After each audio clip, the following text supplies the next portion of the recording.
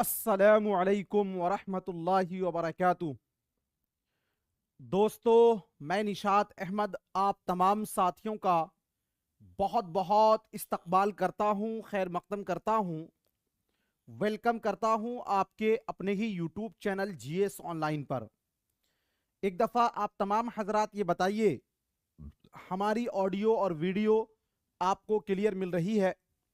अगर ऑडियो और video clear है तो एक बार आप लोग वीडियो को लाइक करके, चैनल को सब्सक्राइब करके, घंटी वाले आइकन को प्रेस कर नोटिफिकेशन को ऑल कर लीजिए। चलिए देखते हैं, ये एक पैराग्राफ है। पैराग्राफ में क्या कहा जा रहा है? हिदायत, नीचे दी हुई इबारत को पढ़िए और दिए गए मुतबादिल में से किसी एक मुनासिब तरीन मुतबादिल का इंतखाब कीजिए। एक बार लिए चलिए, हिदायत, नीचे दी हुई इबारत को पढ़िए और दिए गए मुतबादिल में से किसी एक मुनासिब तरीन मुतबादिल का इंतखाब कीजिए। अब ये इबारत है, पैराग्राफ है, तो पैराग्राफ साथियों जो है इसको पहले हम लोग नहीं पढ़ेंगे, पहले पढ़ेंगे क्वेश्चन कि क्वेश्चन में क्या कहा जा रहा है। क्वेश्चन, पहला नंबर क्वेश्चन है, मोहम्मद अली ने इब्तिदाई तालीम कहां से हासिल की? और पता है, मैं आपको बताता हूं, जीएस ऑनलाइन के जो ग्रुप बनाया गया है उसमें से बहुत सारे शैतानों ने क्या किया है, अलग से एक ग्रुप बना लिया। उन सभी पर लीगल एक्शन हो रहा है, उन सभी को ऐप से भी ब्लॉक किया जा रहा है एक एक करके, और उन सभी का सारा का मिजाज भी ठंडा किया जाएगा एक एक करके कि वो ग्रुप बनाने के लिए आए हैं या पढ़ने के लिए आए हैं। तो इसलिए इन सब चीजों से बचेंगे आप याद रखिए। अभी नहीं, अभी सीटेट पास करके आइएगा, बीपीएससी में भी हम आपको काम आएगा, बीपीएससी पास करके आइएगा, बहुत जगह काम आएंगे। और टीचर की तो हमेशा इज्जत करनी ही चाहिए, जिंदगी के हर मोड़ पर आपको टीचर ही, मैं नहीं रहूंगा, मेरी जगह कोई और आपको। मोहम्मद अली ने इब्तदाई तालीम कहां से हासिल की? लखनऊ से, अलीगढ़ से, सहारनपुर से, और जी उसके बाद साथियों रामपुर से। तो इस क्वेश्चन को हम साथियों पढ़ेंगे पैराग्राफ में, देखते हैं कहां है। मौलाना मोहम्मद अली बचपन ही से बहुत होशियार और पढ़ने लिखने में बहुत तेज थे। रामपुर में इब्तदाई तालीम हासिल की। तो इब्तदाई तालीम हासिल कहां की? रामपुर। तो क्या होगा इसका राइट आंसर? जी, तो मोहम्मद अली ने इब्तदाई तालीम कहां से हासिल की? मोहम्मद अली ने साथियों इब्तदाई तालीम कहां से हासिल की? तो साथियों रामपुर हो जाएगा आपका ऑप्शन नंबर जो है डी वाला आपका राइट हो जाएगा। ठीक है। वो मजीद तालीम हासिल करने के लिए कौन से मुल्क गए थे? इंग्लिस्तान और पेरिस, लंदन और उसके बाद जर्मनी। मजीद तालीम हासिल करने के लिए कौन से मुल्क गए थे, यह नहीं पूछा गया है। तो हम आप पैराग्राफ में जहां से हमने छोड़ा है उससे आगे से पढ़ेंगे। देखिए, यहां पर इब्तदाई तालीम हासिल की, यहां तक तो हम पढ़ ही चुके थे। इसके बाद वो आला तालीम के लिए अलीगढ़ यूनिवर्सिटी में दाखिल हुए। इसके बाद वो मजीद तालीम हासिल करने की गर्ज से इंग्लिस्तान चले गए। मजीद तालीम हासिल करने की गर्ज से कहां गए? इंग्लिस्तान गए। कहां गए? इंग्लिस्तान गए। तो चलिए साथियों ध्यान दीजिएगा, वो मजीद तालीम हासिल करने के लिए कौन से मुल्क गए? इंग्लिस्तान, पेरिस, लंदन और जर्मनी। तो क्या होगा आपका? इंग्लिस्तान। ऑप्शन नंबर ए वाला राइट हो जाएगा। ऑफलाइन भी इसी तरह क्वेश्चन को हल कीजिएगा, क्वेश्चन पढ़िएगा, उसके बाद पैराग्राफ। इंग्लिस्तान से लौटने के बाद वो कहां मुलाजिम हो गए? रियासत बड़ौदा में जे, और रामपुर में, रियासत हैदराबाद में, रियासत भोपाल में। तो साथियों आगे देखते हैं, इंग्लिस्तान से लौटने के बाद उन्होंने क्या किया। जे यहां तक तो हम लोगों ने पढ़ा था ही कि इंग्लिस्तान चले गए और वहां 4 साल तक रहे। इंग्लिस्तान से लौटने के बाद मौलाना मोहम्मद अली रियासत बड़ौदा में मुलाजिम हो गए। कहां हो गए थे? बड़ौदा में मुलाजिम हो गए थे। ठीक है ना। तो देखिए यहां पर आपका क्या होगा कि इंग्लिस्तान से लौटने के बाद वो कहां मुलाजिम हो गए? तो रियासत बड़ौदा आपका राइट हो जाएगा। ऑप्शन नंबर जो है ए वाला आपका राइट हो जाएगा। अगला क्वेश्चन, मोहम्मद अली ने मुलाजिमत क्यों छोड़ दी? तिजारत करने की गर्ज से, वालदा की बीमारी की वजह से, मुल्क कौम की खिदमत करने की वजह से, बीमार होने की वजह से। क्या पूछा गया है? मुलाजिमत इन्होंने क्यों छोड़ी? 4 नंबर क्वेश्चन। तो आप देखिए ऊपर में आपको मिलेगा, इंग्लिस्तान से लौटने के बाद मौलाना मोहम्मद अली रियासत बड़ौदा में मुलाजिम हो गए, लेकिन वो मुल्क कौम की खिदमत करना चाहते थे, इसलिए मुलाजिमत तर्क करके उन्होंने अंग्रेजी में कॉमेडिएट और साथियों उर्दू में हमदर्द नामी अखबारात निकाले। लेकिन वो मुल्क कौम की खिदमत करना चाहते थे। क्या करना चाहते थे? मुल्क कौम की खिदमत करना चाहते थे, इसलिए मुलाजिमत तर्क करके उन्होंने यानी मुलाजिमत क्यों छोड़ा उन्होंने? मुल्क कौम की खिदमत करने के लिए। तो साथियों क्या होगा इसका? देखिए वह ये आपका है कि 4 नंबर क्वेश्चन, मौलाना मोहम्मद अली ने मुलाजिमत क्यों छोड़ी? तिजारत करने की गर्ज से नहीं, वालदा की बीमारी की वजह से नहीं, मुल्क कौम की खिदमत करने की वजह से। सही हो जाएगा option number C. 5 number question देखिए, मौलाना मोहम्मद अली ने कौन से 2 अखबार निकाले? जे कॉमरेड और साथियों हमदर्द, अल हिलाल और अल बलाग, तहजीबुल अखलाक और मखजन, लिसानुस सिद्क और शबखून। ये पूछा गया कि इन्होंने कौन से 2 अखबार निकाले। तो पैराग्राफ में आप देखिए आपको मिल जाएगा, जहां से हमने छोड़ा है उससे आगे से पढ़ेंगे तो साथियों हमें मिलेगा। देखिए उसने मुलाजिमत क्या कर दिया? तर्क करके उन्होंने, यहां है ना अंग्रेजी में कॉमरेड और साथियों उर्दू में हमदर्द, तो ये 2 अखबार उन्होंने निकाला था जी। तो अब आपका क्या हो जाएगा कि मौलाना मोहम्मद अली ने कौन से 2 अखबार निकाले थे? तो साथियों आपका हो जाएगा कॉमरेड और हमदर्द। ऑप्शन नंबर ए वाला आपका राइट हो जाएगा। जुनूबी अफ्रीका में किसने अंग्रेजों के जुल्म सितम के खिलाफ आवाज उठाई? क्या कहा गया है? जुनूबी अफ्रीका में किसने अंग्रेजों के खिलाफ जुल्म सितम के खिलाफ आवाज उठाई? जी टालस्टाय ने, गांधी जी ने, मोहम्मद अली ने, सुभाष चंद्र बोस ने। तो इस क्वेश्चन को साथियों आप देख सकते हैं, यहां पर देखिएगा आप तो आपको मिल जाएगा। अखबार निकाला है ना, अखबारात निकाले। उस वक्त हिंदुस्तान पर अंग्रेजों का कब्जा था, मौलाना मोहम्मद अली हिंदुस्तान को आजाद कराने की कोशिश में हिस्सा लेने लगे।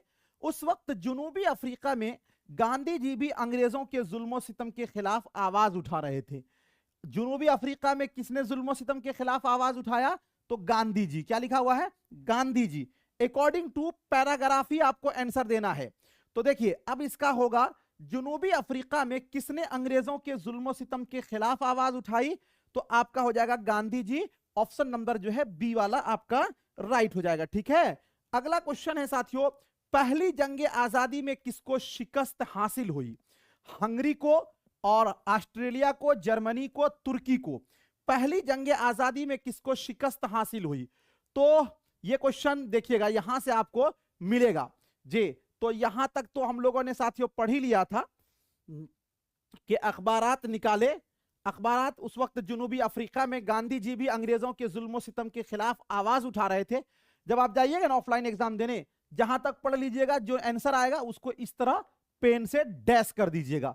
गांधी जी अफ्रीका से हिंदुस्तान लौटे तो उन्होंने देखा कि मौलाना मोहम्मद अली, उनके बड़े भाई मौलाना मोहम्मद शौकत अली भी अंग्रेजों के ज्यादतियों के खिलाफ आवाज उठा रहे थे हैं। मौलाना मोहम्मद अली और गांधी जी का मकसद एक था, इसलिए दोनों में दोस्ती हो गई। उसके बाद देखिए, पहली जंग अजीम में तुर्कों को अंग्रेजों के हाथों शिकस्त हुई। अंग्रेज तुर्की की हुकूमत के खलीफा को तख्त से उतारना चाहते थे। पहली जंग अजीम में तुर्कों को अंग्रेजों के हाथों शिकस्त हुई, यानी पहली जंग अजीम में किसकी हार हुई? तुर्कों की। और अंग्रेज साथियों क्या हो गए थे? जीत गए थे। यही है ना? तो आपको यही ना पूछा गया है जे, क्या पूछा गया है साथियों? आपसे यही क्वेश्चन किया गया था कि पहले जंग आजादी में किसको शिकस्त हासिल हुई? तो तुर्कों को हुई। किसको हुई? जे। आप साथियों यहां पर देखिएगा जे, क्वेश्चन आपका ये है कि पहली जंग आजादी में किसको शिकस्त, शिकस्त का मतलब हार यानी पराजित। तो साथियों तुर्की को। ऑप्शन नंबर डी वाला आपका राइट हो जाएगा 7 नंबर क्वेश्चन का। ठीक है, 7 नंबर का क्या होगा? ऑप्शन डी आपका राइट हो जाएगा। अगला क्वेश्चन, मोहम्मद अली ने कौन सी तहरीक चलाई? जहां तक पैराग्राफ पढ़े ना उससे आगे पढ़ना है। तरक्की पसंद तहरीक, अदम ताउन तहरीक, खिलाफत तहरीक और रेशमी रूमाल तहरीक। इसी तरह क्वेश्चन हल कीजिएगा। एक क्वेश्चन पैराग्राफ यहां पढ़ेंगे, पैराग्राफ जहां से पढ़ा है आपने उससे आगे पढ़िएगा। ठीक है ना जी? तो चलिए देखते हैं। पहली जंग अजीम में तुर्कों को अंग्रेजों के हाथों शिकस्त हुई, यहां तक तो हम लोगों ने पढ़ रहा। अंग्रेज तुर्की की हुकूमत के खलीफा को तख्त से उतारना चाहते थे। दुनिया भर के मुसलमान तुर्की खलीफा को अपना खलीफा मानते थे और उनकी इज्जत करते थे, इसलिए सब मुसलमान इस बात से नाराज थे। हिंदुस्तानी मुसलमान भी नहीं चाहते थे कि तुर्की के खलीफा को तख्त से उतारा जाए। मौलाना मोहम्मद अली ने इस मामले में अंग्रेजों की मुखालिफत की और पूरे मुल्क में एक तहरीक चलाई जिसे खिलाफत तहरीक कहते हैं। कौन सी तहरीक चलाई थी? खिलाफत तहरीक। कौन सी तहरीक चलाई थी साथियों? खिलाफत तहरीक चलाई थी, है ना। तो अब देखिए आगे आपको पता चल जाएगा कि जे यहां पर है 8 नंबर क्वेश्चन है कि मोहम्मद अली ने कौन सी तहरीक चलाई थी? खिलाफत तहरीक। ऑप्शन नंबर सी वाला आपका राइट हो जाएगा। उसके बाद साथियों 9 नंबर क्वेश्चन है, शिकस्त का मुतजाद क्या होगा? नाउमीदी, नाकामी और दुश्मनी और साथियों फतह। शिकस्त का मतलब होता है हार, शिकस्त का माने हार, और फतह का माना होता है साथियों जीत। तो शिकस्त का उल्टा क्या हो जाएगा? फतह, है ना। ऑप्शन नंबर डी वाला आपका राइट हो जाएगा। ये 9 क्वेश्चन एक पैराग्राफ से है। अब उसके बाद देखिए आगे क्या कहा जा रहा है। हिदायत, नीचे दिए हुए शेरी हिस्से को पढ़ें और दिए गए मुतबादिल में से किसी एक मुनासिब तरीन मुतबादिल का इंतखाब करें। अब इसमें आपको क्या करना है, पहले शेर नहीं पढ़ना है, पहले साथियों यहां पढ़िएगा। इब्ने मरियम किसे कहते हैं? हजरत मूसा को, हजरत इब्राहिम को, हजरत ईसा को, हजरत यूसुफ को। देखिए हम सभी को पता है कि साथियों इब्ने मरियम, इब्ने मरियम किसको कहा जाता है भाई? इब्ने मरियम ईसा अलैहिस्सलातु वस्सलाम को। ईसा अलैहिस्सलातु वस्सलाम की मां का नाम क्या था साथियों? मरियम, है ना, बगैर बाप के पैदा हुए थे नहीं। तो इब्ने मरियम से कौन मुराद है? हजरत ईसा। बाकी आगे इसको देखने की जरूरत नहीं है, ये है। अगर कोई किसी को बुरा कहे तो क्या करना चाहिए? समझाना चाहिए, शौक से सुनना चाहिए, सुनना नहीं चाहिए, बुरा भला कहना चाहिए। तो देखिए ये आपको मिलेगा ऊपर में, ये जो नज्म है इसमें आपको मिलेगा। इब्ने मरियम हुआ करे कोई, मेरे दुख की दवा करे कोई, नौ सुनो गर बुरा कहे कोई। क्या कह रहा है? नौ सुनो गर बुरा कहे कोई। कोई बुरा कहेगा तो क्या करना है? नौ सुनना है ना, लिखा हुआ। नौ सुनो गर बुरा कहे कोई, कोई बुरा कहे तो क्या करना है? नहीं सुनना है ना। न कहो कर बुरा करे कोई, यानी कोई बुरा करे तो तुम न कहो, कुछ न कहो। तो साथियों न सुनने की बात कही जा रही है। तो यहां पर देखिएगा कि अगर कोई किसी को बुरा कहे तो क्या करना चाहिए? समझना चाहिए, समझाना चाहिए, शौक से सुनना चाहिए, सुनना नहीं चाहिए। तो उसमें लिखा हुआ है नौ सुनो गर बुरा कहे कोई। तो 11 नंबर क्वेश्चन का क्या होगा साथियों? सी वाला हो जाएगा राइट। समझ रहे हैं? इसी तरह हल कीजिएगा, एक भी क्वेश्चन उर्दू का गलत नहीं होगा। शायर खता करने वाले के साथ कैसा करने के लिए कह रहा है? मारने न देने के लिए, और बख्शिश देने को, मार देने को, सजा देने को। यानी खता करने वाले के साथ क्या कह रहा है?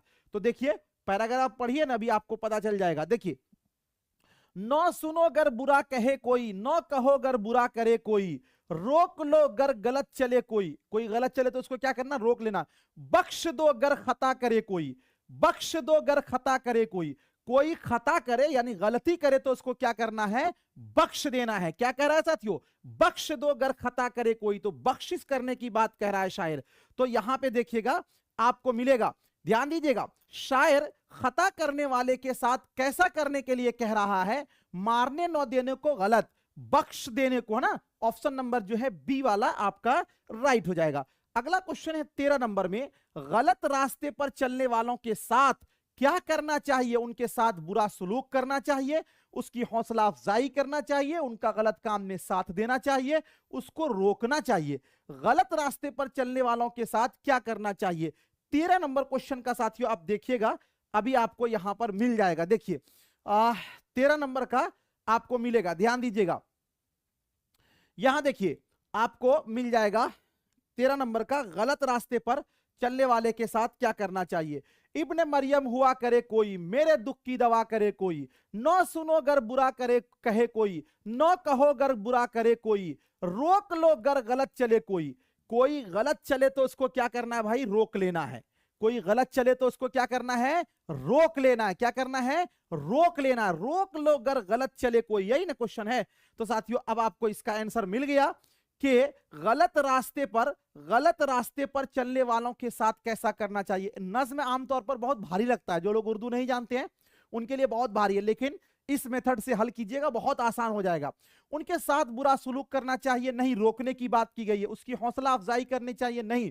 उनका गलत काम में साथ देना चाहिए, नहीं, उसको रोकना चाहिए, चूंकि उसमें रोकने की बात है। ऑप्शन नंबर डी वाला राइट हो जाएगा 13 का। 14 नंबर है, शायर ने हाजतमंदों के लिए क्या करने को कहा है? हाजतमंद यानी जरूरतमंद, उनके साथ बुरा सलूक करने को, हाजत पूरी करने को, उनका मजाक उड़ाने को, उनका साथ न देने को, हाजतमंदों के लिए क्या करने को कहा है? तो देख लीजिए पैराग्राफ में साथियों आपको मिलेगा जी, रोक लो गर गलत चले कोई, बख्श दो गर खता करे कोई, कौन है जो नहीं है हाजतमंद, किसकी हाजत रवा करे कोई। जी, कौन है जो नहीं है हाजतमंद, किसकी हाजत रवा करे कोई, यानी हाजतमंद के साथ क्या करना है? उसकी हाजत को पूरी करना है साथियों। तो देखिए इसका क्वेश्चन का आंसर आपको यहां पे मिल जाएगा कि शायर ने हाजतमंदों के लिए क्या करने को कहा? उनके साथ बुरा सुलूक करने को, हाजत पूरी करने को। चूंकि कौन है जो हाजतमंद नहीं है, तो आपका ऑप्शन नंबर बी वाला राइट हो जाएगा। ठीक है, उसके बाद साथियों आगे आपका है 15 नंबर क्वेश्चन में हाजत के माना है जरूरत, हिदायत, कैफियत और ताकत। नहीं बोलते हैं मुंह से मुझे हाजत है, मुझे फला काम की जरूरत है, तो हाजत के माना जरूरत। बिल्कुल बेसिक ग्रामर पूछेगा ना, बिल्कुल लॉलीपॉप वाला, बच्चा वाला, उसमें गलती तो होने का संभावना ही नहीं है। तो ये साथियों टोटल 15 पैराग्राफ मैंने बताया अभी आपको। देखिए उर्दू का पैराग्राफ हल करने का अलग मेथड है, हिंदी का पैराग्राफ हल करने का अलग मेथड है। उर्दू का पैराग्राफ है कि पहले आपको पहले क्वेश्चन पढ़ना है फिर पैराग्राफ। उर्दू के पैराग्राफ में पहले सवाल और फिर आपको क्या पढ़ना है साथियों? पैराग्राफ पढ़ना है। क्या पढ़ना है? पैराग्राफ पढ़ना है। याद रखिएगा, एक नंबर में सवाल फिर पैराग्राफ, जहां से छोड़ दिया उससे आगे पढ़ते जाना। लेकिन हिंदी में इसका उल्टा होता है, हिंदी में माना मतलब थोड़ा पूछता है, तो इसलिए वहां पर अब जो 15 जो है वो आपके साथियों सी वाला आपका राइट हो जाएगा। उसके बाद साथियों अगला क्वेश्चन है, ये आपको तो बता ही दीजिएगा, तदरीस क्या है? तदरीस यानी टीचिंग, यानी जिसको हम लोग बोलते हैं साथियों शिक्षण। क्या बोलते हैं? नहीं बोलते हैं, शिक्षण शास्त्र। यानी शिक्षण क्या है? तलबा को मालूमात बहम पहुंचाना और तलबा को मशवरा देना, तलबा को मुस्तकबिल की जिंदगी से डराना। अरे भाई, डराना, धमकाना, मारना, पीटना, ये सब निगेटिव वर्ड होता है, ये आपका नहीं होगा। तजर्बाकार अराकीन का तलबा को जिंदगी से मुताबिकत पैदा करने के लिए रहनुमाई करना। अब आप बता सकते हैं, हिंदी वाला क्लास जो लोग किया होगा तो बता ही देगा खटाखट। जी ध्यान दीजिएगा साथियों, सर आपकी क्लास अब रोज 7 बजे होती है, क्या करें? चलिए ध्यान दीजिएगा साथियों, मैंने आपको बताया था कि शिक्षण या फिर हम बोले तदरीस, इसका माना क्या होता है? तदरीस का मतलब यह होता है कि एक बच्चे को हम कैसे सिखाएं, यानी उस्ताद को कैसे पढ़ाना चाहिए, और दूसरा इसका मतलब होता है कि एक बच्चा कैसे सीखता है। अगर यही दोनों चीज साथियों तदरीस का मतलब होता है। अगर हम ये कहें कि तलबा को मालूमात बहम पहुंचाना, तो ये तो केवल उस्ताद का काम हो गया, ये कट जाएगा हमारा। तलबा को मशवरा देना, अरे मशवरा से नहीं होगा, मशवरा तो फ्री में मिलते रहता है। तलबा को मुस्तकबिल की जिंदगी से डराना, डराना, मारना, पीटना, ये सब निगेटिव वर्ड है, ये भी आपका नहीं होगा। तजर्बाकार अराकीन का मतलब यह हुआ कि साथियों प्रशिक्षित टीचर का तलबा को जिंदगी से मुताबिकत पैदा करने के लिए रहनुमाई करना, यही है साथियों तदरीस। तो ऑप्शन नंबर सी वाला आपका राइट हो जाएगा। ठीक है, 21 का। चलिए 22 नंबर क्वेश्चन देखते हैं। कहानी सुनाते वक्त किस बात का ख्याल रखना जरूरी है? आपने सुना होगा कि पढ़ाई का एक अहम हिस्सा है साथियों कहानी सुनाना, इसलिए कि कहानी के जरिया भी उतार चढ़ाव, लफ्जों का साथियों सियाक के मुताबिक माना निकालना, लफ्जों को साथियों जानना, उसके उच्चारण, कहानी, मुहावरा, जरबुल मसल, ये सारी चीजें आती है। इसलिए कहा गया कि कहानी के जहां बहुत सारे साथियों पार्ट है, उन पार्टों में से एक अहम पार्ट ये भी है कि कहानी सुनाना। तो कहानी सुनाते वक्त किस बात का ख्याल रखना जरूरी है? कहानी का हीरो कोई मशहूर शख्सियत हो, यानी हम उसी की कहानी सुनाएंगे जो बहुत फेमस हो। तो भाई बताइए, जब फेमस लोगों की कहानी सुनाई जाएगी तो जो कम उसके, तो ये तो गलत ही है ना? कहानी किताब से पढ़कर सुनाई जाए। एक बात बताइए, कोई चीज आपको किताब से पढ़कर सुनाई जाए या कोई चीज आपको ऐसे बताया जाए, दोनों में फर्क है कि नहीं? तो कहानी अगर किताब से पढ़कर बताई जाएगी तो आप खुद उफ जाइएगा। तो ये तो हमारे साथियों बिल्कुल लग रहा है कि नेगेटिव है। अल्फाज आसान, जुमले छोटे और जबान शगुफ्ता होनी चाहिए। ये शगुफ्ता कोई लड़की का नाम नहीं है ना? अब ध्यान दीजिएगा, कहानी सुनाते वक्त किस बात का ख्याल रखना चाहिए?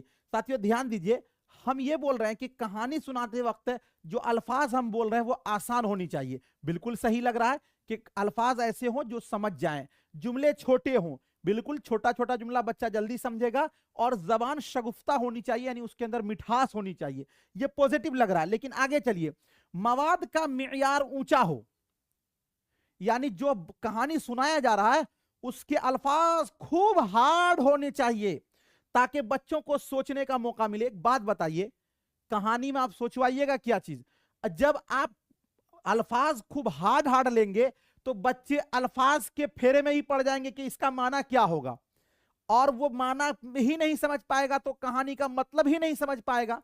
तो किसी बात को कहने का मतलब है कि आप अपने मतलब को समझा पाए दूसरे को। तो जब आप मवाद को, मेयार को ऊंचा कर देंगे तो वो बच्चे के समझ से बाहर चला जाएगा। तो ये वाला आपका निगेटिव है। और ये है कि अल्फाज आसान, जुमले छोटे और जबान शगुफ्ता होनी चाहिए। बिल्कुल ये सही है आपका। चूंकि साथियों कहानी हमको किसी बड़े विद्वानों को थोड़ी सुनाना है, कहानी सुनाना है बच्चे को, तो बच्चे के लिए मेयार ऊंचा नहीं होना चाहिए। मैं तो पहले ही बताया ना आपको कि जी, तो ये आपका गलत हो जाएगा, ऑप्शन नंबर सी वाला आपका राइट हो जाएगा। ठीक है, अगला क्वेश्चन देखिए जी। ये क्वेश्चन हो सकता है कि अभी एनईपी 2020 जब आया है तो उसके बाद इसमें कुछ बदलाव हुआ हो, लेकिन चूंकि क्वेश्चन साथियों पूछा गया उस एतबार से, तो इसमें आप देख लीजिए। चलिए 23 नंबर में, बच्चों को दिए गए मुफ्त और लाजमी तालीम के हक के तहत। मुफ्त और लाजमी तालीम का मतलब क्या होता है साथियों? इसका मतलब होता है RTE एक्ट 2009। चलिए, मुफ्त और लाजमी तालीम के हक के तहत पहली से पांचवी जमात के मुदर्रिसीन के लिए क्या बात कही जा रही है? पहली से पांचवी जमात यानी जो प्राइमरी के टीचर बनेंगे उनके लिए एक तालीमी साल में तालीम के काम के लिए कितने दिन तय किए गए हैं। यानी साथियों RTE एक्ट 2009 यानी शिक्षा का अधिकार अधिनियम 2009 में बताया गया है कि जो लोग 1 to 5 में होंगे उनको पूरे साथियों 365 दिनों में कितना दिन काम करना होगा? 200 दिन, 180 दिन, 190 दिन और 210 दिन। चलिए बताइए क्या होगा। और ये क्वेश्चन नंबर 23 है साथियों, याद रखिएगा जी। 1 to 5 वालों के लिए यानी प्राइमरी, यही नहीं कहा जा रहा कि 1 से 5वीं जमात के लिए साथियों 210 दिन। कितना दिन है? 210 दिन। 365 में से 210 दिन, है ना, याद रखिएगा। बाकी मैंने आपको तो कल बताया था शायद कि साथियों अगर आपको ये पूछ ले राइट टू एजुकेशन एक्ट, तो ये साथियों क्या संविधान का जो 86वां संशोधन हुआ था उसमें, और साथियों संविधान के अनुच्छेद 21A में इसका साथियों प्रावधान है। और इसमें क्या कहा गया है? तो ये साथियों लागू किया गया था 1 अप्रैल, इसी को बोलते हैं यकुम अप्रैल 2010। कब लागू किया गया था? यकुम अप्रैल 2010। और इसमें क्या बताया गया है कि साथियों 6 साल से लेकर 14 साल के बच्चों तक को क्या करना है? मुफ्त और लाजमी तालीम देना है। मुफ्त और लाजमी तालीम देना उसका साथियों अधिकार है, उसका हक है। हर 2 किलोमीटर पर क्या होगा? एक स्कूल होगा, है ना। ये चीजें किसमें है साथियों? और उस स्कूल के अंदर ट्यूशन फी और स्कूल पहुंचने का खर्चा, ये सारी चीजें, इसी के तहत ड्रेस वगैरह ये सारी चीजें आती हैं।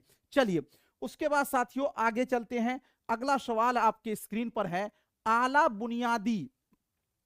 आला बुनियादी का मतलब अपर प्राइमरी। अपर प्राइमरी किसको बोलेंगे साथियों? 6 to 8। लेकिन चूंकि एक बात आप ये जान लीजिएगा कि साथियों चूंकि 6 साल से लेकर 14 साल के बच्चों तक को क्या है? मुफ्त और लाजमी तालीम है। तो अब 1 to 5 की बात छोड़ दीजिए, कहा गया कि आला बुनियादी यानी अपर प्राइमरी स्कूल में मुदर्रिस तलबा का तनासुब क्या होगा? तनासुब का मतलब होता है साथियों रेशियो। रेशियो का मतलब क्या हो गया? आप समझ गए कि मतलब कितने बच्चों पर एक टीचर होना चाहिए।